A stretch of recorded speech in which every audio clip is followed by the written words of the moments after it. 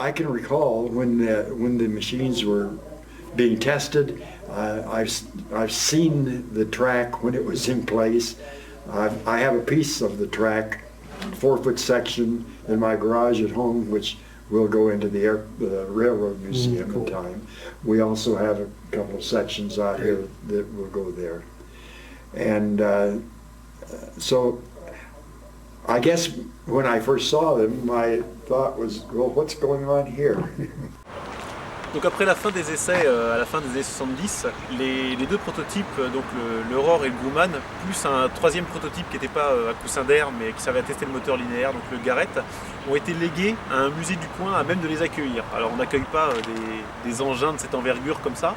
Et donc le plus à même de le récupérer, ça a été un musée qui était à côté de l'aéroport de Pueblo, qui avait de nombreux avions, dont des énormes avions, et qui avait la structure pour les recevoir. Ils en ont construit les dalles béton en conséquence, et les ont gardés là pendant plus de 30 ans.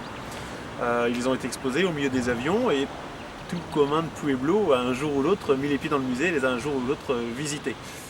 I saw that car 30 years ago when I brought my kids here. All 6 of them. They wanted to get in it, but they couldn't. They wouldn't open it up. And I've just admired it all those years. It's something special. There's a mystique about it.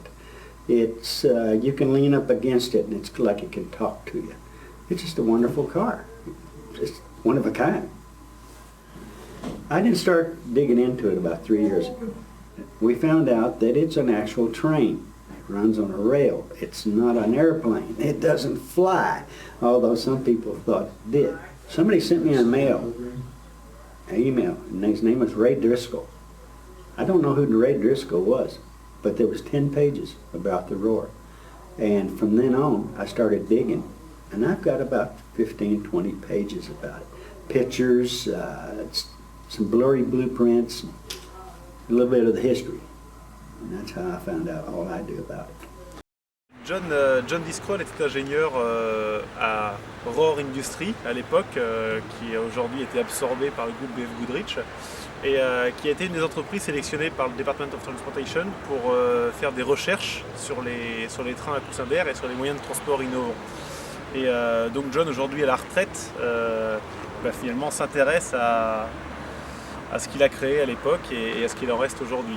Et donc on rencontrait un petit peu au gré du hasard et des recherches, et via notamment le site de son fils Sean, qui a lui récupéré pas mal de documents pour expliquer aux gens quelle a été cette aventure.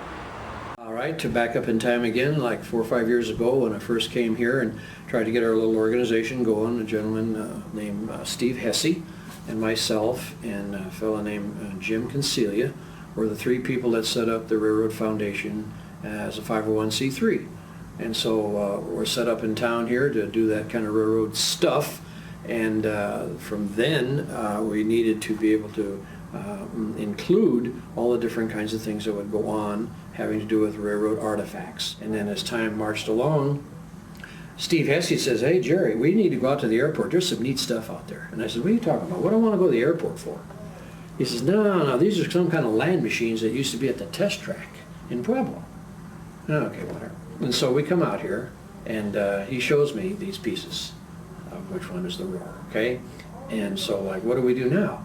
And he says, well, I don't know, Jerry, but maybe someday. So I took a picture of the roar and the Grumman and the other machine, which I can't remember exactly who built that dude. It's out of state right now, and it's supposed to be coming back here. And we had those pictures hanging on the wall in our office, and have had them there for years, not knowing what would ever happen or come of it. Along the way, then a gentleman named Ron Roach was part of our organization, and he's gotten to be friendly, very much so, with the organization here that runs the museum.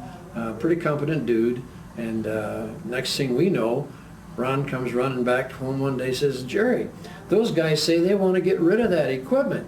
They want it off the property. The roar and the Grumman and all like that. And so what are we going to do? And I had told Ron quite a while back that you need to see about getting that stuff, Ron, just to give him something to do, you know. Otherwise he's just getting in trouble. He's our locomotive engineer. He does pretty well, actually.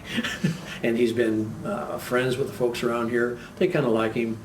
He's a Navy guy, submarines. I don't know how he got into locomotives and this other stuff, but anyway, he's an okay guy. And the fellas out here came to our office, a gentleman pointing out just how he'd like to have this go down. And so then someone had to come forward, such as myself, and say, well, this is all fine and dandy. We look at this piece of machinery out here, the rower, and it sits on a pad of concrete, about 100 feet long, 15 feet wide. You just don't throw it down on the ground somewhere. So we're going to have to put a piece of concrete in to match that so that we can actually get it moved. And so then here we are now, looking to actually get it moved, and the folks that are local looking around, scratching their heads, saying, how do you pick this sucker up? And then we got into these rocket cars, and now they look like they're going to be the hottest thing going, because as I understand it, this is the last one. If you come down here and told us. And so holy moly, and I appreciate very much, Jerome, that you're able to buzz off here from wherever you came from, France, I guess, and drop in on us on Sunday afternoon and say hi. I never occurred to me that anything like that possible could happen. Ron says, yeah, this guy's just flying in for the weekend or something. Yeah. Cool.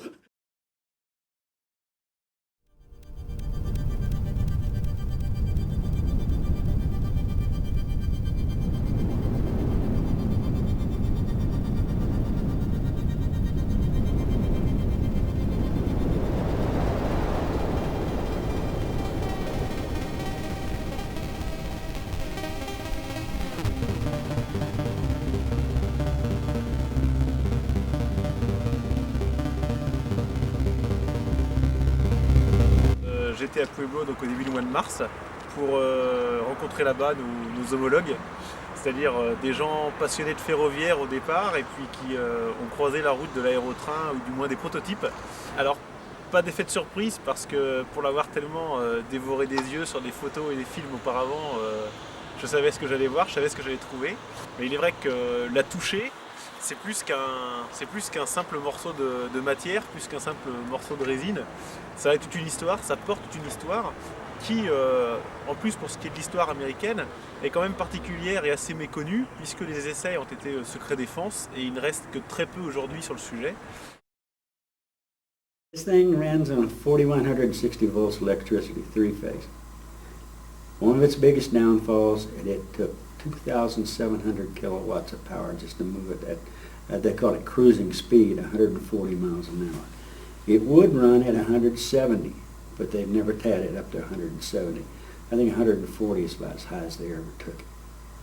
And for its specs are, it's 94 feet long, it's 10, 12 feet wide and about that high. But it's quite a setup. It runs on two 40-inch fans. It ran with that center rail. It didn't deviate sideways, and the center rail is about 3.5, 4 feet tall. It's made out of metal. It did have a way to see. Up in the nose, up high, there was a video camera. And down here on the pilot's console, there was a screen. Those two things are gone now. The platform's still there. Where it was at is still there. But they're gone. Plus, there was a periscope. You could lean over like this and look, and when you looked, you went through the periscope and you're looking dead ahead of it. Do you have any information about the actual engine that is fitted inside?